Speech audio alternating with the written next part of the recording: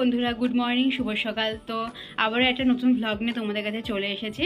আর আজকে দেখো সকালে ওয়েদারটা খুবই ভালো, আবার খারাপও।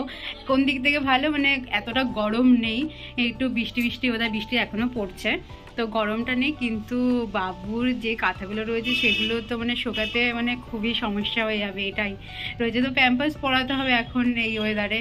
আর সবসময় তো প্যাম্পাসটা ইউজ করা উচিতও না, ভালোও না। তো দেখি এখন কি হয়। ছোট ছোট কাপড় তো পাতলা, বৃষ্টিটা না হলে যদি ওয়েদারটা এরকম থাকে তাও শুকিয়ে যায়, কিন্তু বৃষ্টি তো হয়েই যাচ্ছে।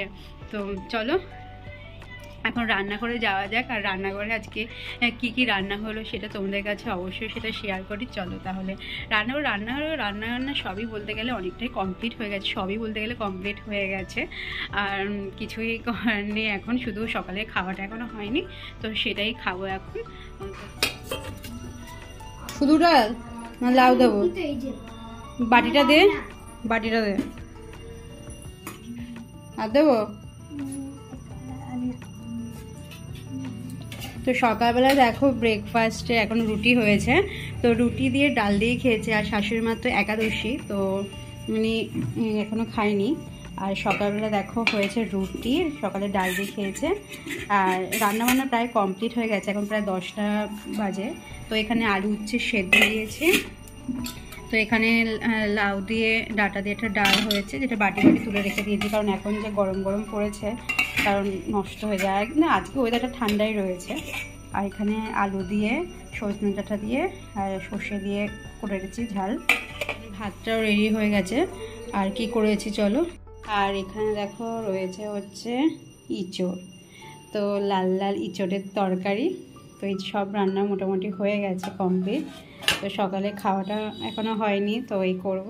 তো সকালে ভেবেছিলাম যে দুধ দিয়ে রুটি দিয়ে খাবো, কিন্তু প্রান্তিকা তো স্কুলে যায়নি, এর জন্য ও রুটি খেয়েছে। তো দেখি তাহলে ভাতটাই খেয়ে নিই সকালবেলা। আর ওইদিকে বাবুকে নিয়ে শ্বশুরমশাই রয়েছে। সকালে ভাতটা তেমন খাওয়া হয় না, ওই ফেনা ভাতটা করলে খাওয়া হয় এই। তো এর জন্য যেহেতু প্রান্তিকা খেয়েছে তো অসুবিধা নেই, তো অল্প করে তাই একটু ভাতটা খেয়ে নেবো। তো ইঁচড় হয়েছে, ইঁচড় দিয়ে একটু অল্প করে ভাতটা খেয়ে নিই। তো এই চলো তাহলে খেয়ে নিই।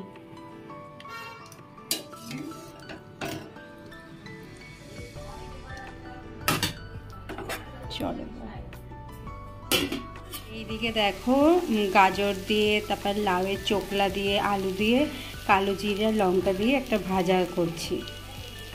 এটা খেতে খুবই ভালো লাগে, কম তেল দিয়ে করছি এটা। একটু ঢেকে করতে হবে, খেতেও খুব সুন্দর হয়। আজকে নিরামিষ পদ করেছি, অনেক পদ হয়ে গেছে আজকে।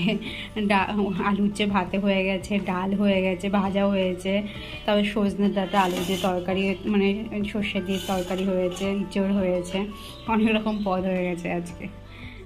আর এইদিকে দেখো শাশুড়ি মা ঠাকুর দেওয়া কমপ্লিট হয়ে গেছে। আর তো আগে আমি প্রত্যেক দিনই ঠাকুর দিতাম, তো এখন সময় করে হয়ে ওঠে না, তো শাশুড়ি মাই দেয়।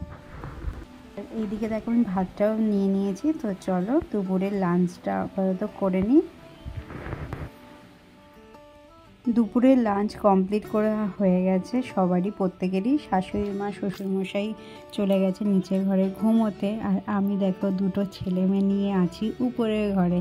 তো প্রান্তিকা যেহেতু একটু কাশি হয়েছে, শরীরটা একটু দুর্বল টাইপের, তো এর জন্য ঘুমিয়ে পড়েছে।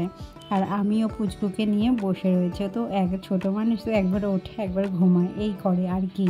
তো ওকে নিয়ে কোলে বসে আছি, আর ওইদিকে দেখো প্রান্তিকা ঘুম করছে, আর আমার তো চোখ বন্ধ হয়ে আসছে ঘুমে, তো ঘুমাতেও পারছি না, এরকম অবস্থা।